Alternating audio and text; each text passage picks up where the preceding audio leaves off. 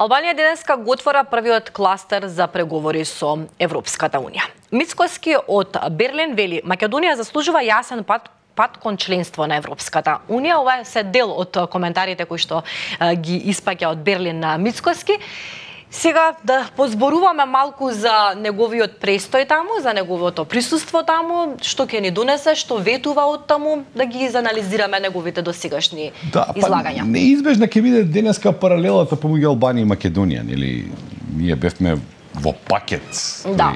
Нашиот евроинтегративен пат беше во пакет. Едно време од Брисел се инсистираше на тој пакет, дури кога ние бевме во подобра позиција, па потоа нели престанаа да инсистираат на тој пакет.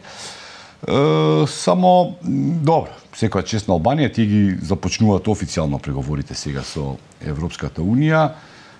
Нема да биде тоа лесен пат за албанските политичари, ќе биде долготраен, мачен, ќе има голем број на проблеми на патот кон Европската унија, ќе претпоставам ќе трае повеќе години, како и за другите земји, например, не знам, и Србија и Црна Гора ги отворија преговорите 2012, па еве сега е 2024.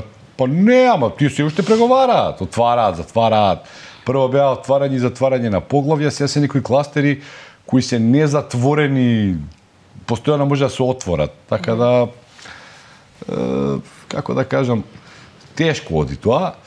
Но ете, Македонија не го ни започнала тој процес и иако нели може да се направат одредени паралели меѓу Македонија и Албанија, сепак проблемите кои што Албанија ги имаше за отпочнување на преговорите се далеку поразлични од македонските и Македонија нели цело постојано има некаков уникатен предизвик. Па да, се е тоа некако без преседан. Прво нели имавме оној спор со Грција кој беше 3-децениски и се однесуваше на името на нашата земја. Не знам која друга земја имала таков проблем во историјата. Па немала. Па немала, а сега го имаме овој другиот кој нели задира и во идентитетот на народ, во историјата, во јазикот и така натака. Чепкање на уставот. Да, добро, уставот е, како да кажам, правен акт, тој се менува, не е тоа, така немаш ти идентитет да смениш. Но не се менува по секоја цена уставот, нели? И не се менува често. Да, но нели, сега тоа се ова и сега борбата на новата власт во Македонија е тие уставни измени да се направат, но не сега, туку по нашето влегување во Европската унија, значи со цел на тој начин да се обезбеди каква таква гаранција дека нема да има нови барања. Бидејќи, како што веќе реков, за разлика од минатото, овие рамки кои што сега се создаваат, тие се менливи. Значи можат земјите членки да интервенираат и да ви постават нови барања за 5-10 години, една година и така натака. И тоа. Сега ја читав изјавата утринаво на премиерот Мицкоски по синокешната средба со Олаф Шолц. Тој нели вели Германија е голем поддржувач на македонската интеграција, Германија е на наша страна. Сега што тоа вистински значи, ние само можеме се запрашаме, бидејќи таа е поддржувач на нашата евроинтеграција, но тоа не значи дека е поддржувач на нашата идеја за како да изгледа евроинтеграцијата, така да јас не сум преголем оптимист дека тоа може да се реши на начин како што поголемиот дел од граѓаните би сакале да се реши. А друго прашање, нели она што претходната власт го заговараше, претходната влада, е да се дозволи се, нели, сите барања на нашиот источен сосед, кои се, нели, сега веќе преговарачка рамка со ЕУ, да се прифатат и едноставно да се започнат преговорите. Тоа е исто еден многу опасен пат кој неизвесен многу. Секоја нова влада во Бугарија има сосема легитимно право, нели, да ви ги да ја промени таа рамка, а да не зборуваме дека и други земји членки можат тоа да го направат од други X причини, може нели, па вие да бидете во ситуација, тоа го почувствувавме името кога го менувавме. Значи вие себе да направите кој што треба, а Холандија да ви најде замерка во правосудниот систем, бидејќи не е... Така можеме да одиме до недоглед. Да, да. Сега, се е во ред кога ние зборуваме за реформи. Треба да се подобрите, ние знаеме дека треба да се подобриме, гледаме дека ние немаме баш некоја нели срекно среда на држави, дека ни треба напредок. И тоа е се во ред. Но кога се задира во вакви работи, тогаш тоа е премногу проблематично и мислам дека нели науката е на научниците, оставете историјата на историчарите, нека се преговара за тоа, нека има заеднички нели комисии и така натака, но Но и што се случи со таа комисија? И таа комисија некако веќе не може да работи. Тоа си ти беше јасно дека таа не може да функционира. Да. Тие пробаат до некаде да најдат заеднички јазик за неколку историски личности, како на пример за цар Самуил, кој нели, па е тоа некако на наша штета.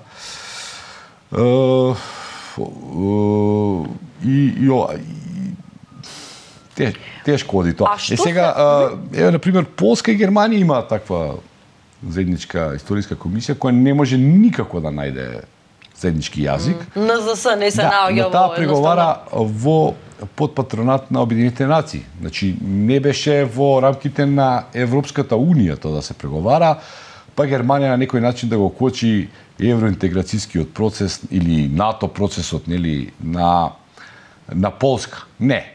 Тие не се слагаат, тие спорат околу нели оној регион на Источна Шлезија, таму кај Балтичкото море, градот Гдајнск е полскиот, Данциг е германската верзија, дали е тоа историски германски или полски регион. Едните и другите немаат намера да попуштат историчари, тоа 30 години трае.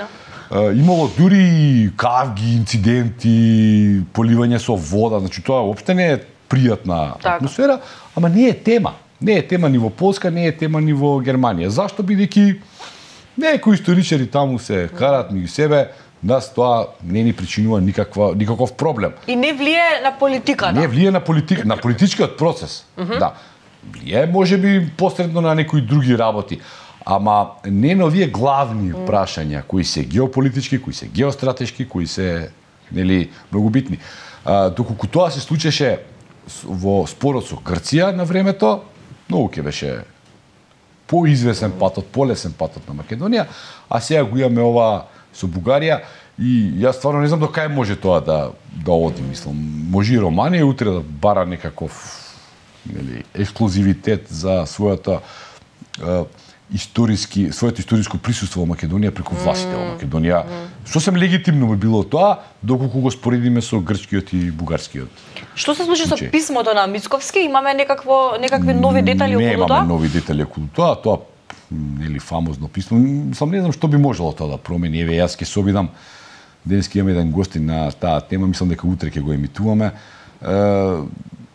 Што едно писмо би можело да смени на вистина? Не знам.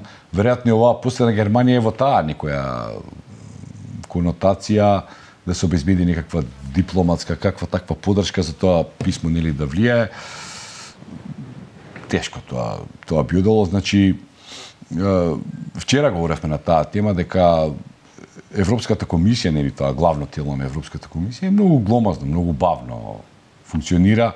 Дури да имаме шанси, ја мислам ќе поминат на 2 години пред да се појави некоја иницијатива, па на некој лидерски совет, нели тоа да биде променето. Но не треба да се заборави дека Бугарија е равноправна членка на тој лидерски совет и дека таа треба да гласа против себе. Да би гласала против себе, треба тука некој сериозно да изврши некаков притисок или да даде некаква сериозно добра понуда. А зашто тоа некој би го направил? Така. Добро, Ивановиќ, благодарам што и утинава беше заедно со нас и со нашите гледачи. Благодарам за исцрпната анализа која што ја добиваме. Ете во неколку минути секој утре се обидуваме главните поенти да ви ги разводниме на некој начин од наше видување на Слободен печат. Така го правиме и со она анализа која што следува, тоа е меѓународната анализа. Бидете тука.